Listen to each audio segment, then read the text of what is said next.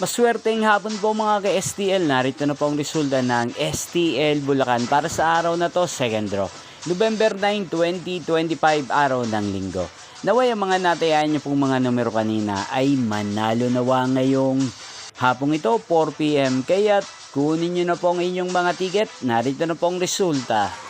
Ang mga numerong nanalo sa STL Bulacan ngayong hapong ito, November 9, 2025, 4 PM, second draw result, 26 at 4 in exact order. Again, 26 at 4. At ngayong hapong ito sa STL Bulacan, natin pong i-shoutout si Ate Alpine ng Bulacan. Shoutout po sa inyo, Ate Alpine. Sana po ay nasa maayos kayong kalagayan. At sa lahat po ng mga taga-Bulacan dyan na lagi pong nanonood sa channel na to, shoutout po sa inyo. Inyo pong napanood ang resulta ng STL Bulacan sa channel na to. Magkita-kita pong muli tayo mamayang 8 PM para sa third draw result ng STL Bulacan.